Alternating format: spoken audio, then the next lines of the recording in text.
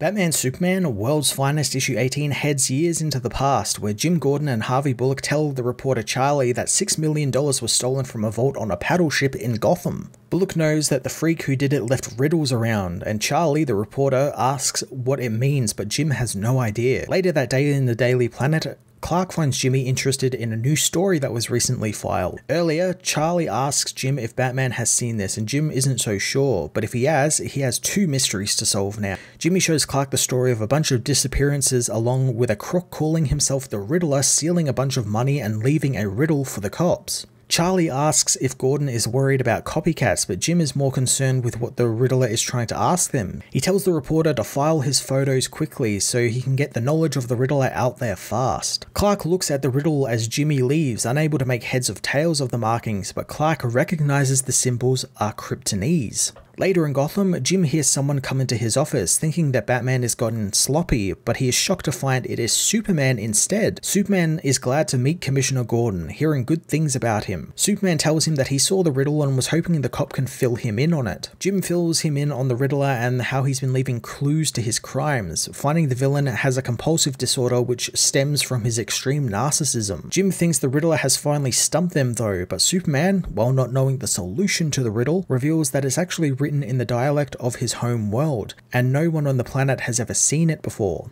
Jim thinks that he might have learned it from another Kryptonian, but Superman knows that only his dog is the other Kryptonian there, and he doubts that Krypto would do that. Jim is shocked to learn that his dog has heat vision, but Superman assures him that he is a very well-behaved dog. Superman turns talk to the Batman, knowing that the vigilante specializes in crimes like this. Jim knows that Batman often finds them himself, and it's not like they have a signal on the roof for him, although that's not a bad idea. Superman leaves the office having figured out where the Batman is. The hero confronts Batman, who welcomes him to Gotham. As the heroes head through the city, Superman translates the message for Batman, telling him that it said that poor people hate it, rich people need it, and if you eat it, you die. Batman immediately knows the answer is nothing, asking if Superman is familiar with the ghosting of Gotham, an event that has happened for the last 2 weeks where 7 people were just suddenly vanished into thin air right before several witnesses, and they were all random with no common ties to each other. Batman knows that coincidences don't happen in Gotham, meaning that Riddler has something to do with this as well. Suddenly, Batman spots the villain Spellbinder commanding 2 guards to walk off the roof of the Gotham Diamond Exchange. Superman swoops in and saves the 2 guards while Batman confronts the villain, tying him up and commenting about how he's a new one and about to meet the GCPD.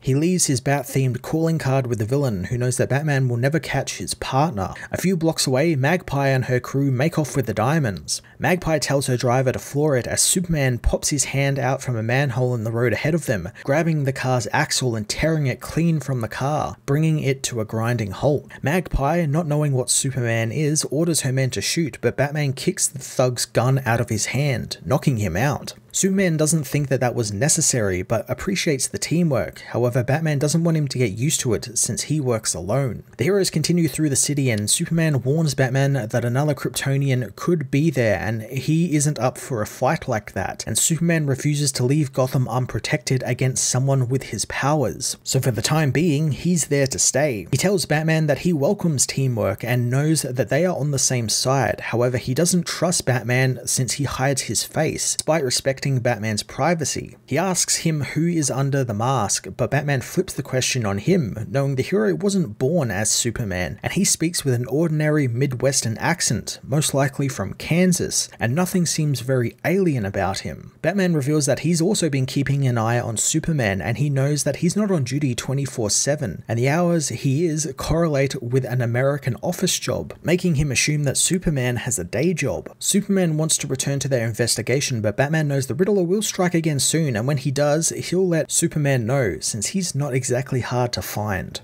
Elsewhere, the Riddler tells an unseen person to get out of his head since it hurts. The voice tells him that they aren't done yet, but Edward demands to be released. The voice says that their hook has been baited and the villain isn't in any position to make demands, especially since they have one more task to complete and he should pay attention for his instructions. The next day, Bruce returns home, telling Alfred to stop worrying about him, asking his butler to get used to Batman since he's doing a lot of good and has been over the last year. As Bruce seals up the clock entrance, he tells Alfred that his investigation into the Riddler hasn't turned up anything, and who knows, maybe the Riddler has vanished like the other people have been. Bruce turns to find Alfred has suddenly disappeared as well, as elsewhere in Gotham, Clark calls Perry, telling him that he's following up on the local disappearances, just in case they might stop being local. Perry thinks that he's lucky since he's just gotten a call from one of the planet's shareholders, which is offering the paper an exclusive interview with Bruce Wayne. Clark doesn't like the idea of doing personality profiles since they aren't exactly in his wheelhouse, but Perry tells him that Bruce Wayne asked for Clark by name and he shouldn't pass up this opportunity. Clark goes to Wayne Manor where Bruce welcomes him in before ducking away. 30 minutes later, Bruce returns, apologizing as he reveals that he knows Clark Kent is Superman. Clark plays dumb as Bruce shows him a screen that has satellite imaging of Metropolis and Superman's flight paths overlaid on it, which show a majority of them coming from the Daily Planet and an apartment on Clinton Avenue, and Bruce cross-referenced that data with the personnel files of the Daily Planet, summarizing that Clark Kent is indeed Superman. Clark finds that quite absurd, trying to leave, but Bruce thinks that he should probably listen to the man wearing nose filters. Bruce reveals that he has been flooding the room with an odorless knockout gas for the last 30 minutes, and somehow Clark is still standing. Bruce assures Clark that his secret is safe with him, revealing that he has one of his own. Clark, having used his X-ray vision to see the Batcave beneath them, already knows that Bruce Wayne is Batman. The duo head to the cave, where Clark asks why Bruce told him that he was Batman. Bruce figures that with his X-ray vision, it was only a matter of time before Superman found out, and he's not about to start wearing a lead cowl, and besides, they need to move quick since the disappearances are ramping up, and his butler Alfred was just taken. He hopes that Superman has some powers and skills that can provide some help, so Clark taps into his super hearing, picking up the police band, which alerts him to another puzzle left by the Riddler. Clark changes, asking if Batman goes out in daylight, but Bruce knows that this can't wait, and besides, with Superman there, no one's going to be looking at him. The heroes head for the Gotham Memorial Park, finding the next message, which, when read, is solved rather quickly by Batman, finding that it equates to half an address for somewhere. Superman tries to figure out what the numbers 1792 could mean, and if Gotham even has that high of a house or address number. Batman knows that the message was written on the left side of the memorial wall, which means something, thinking that it could mean something about counterclockwise, but Superman knows that it means port, finding an abandoned shipyard at 1792 Port Street. He spots a ship with the Riddler hiding out on it, and upon confronting the villain, he demands he talk. Superman grabs the villain, knowing that he is working with someone dangerously powerful, when suddenly, a purple tear in reality opens up behind Batman and grabs the Dark Knight, pulling him through and vanishing him from existence. Superman asks how the Riddler learned Kryptonese, when suddenly someone punches Superman clear of the ship. The being is revealed to be Jaxer, who has freed himself finally from the Phantom Zone. Jaxer reveals that he no longer is trapped by the zone and he found someone to take his place, as Batman has been sent to the Phantom Zone alone.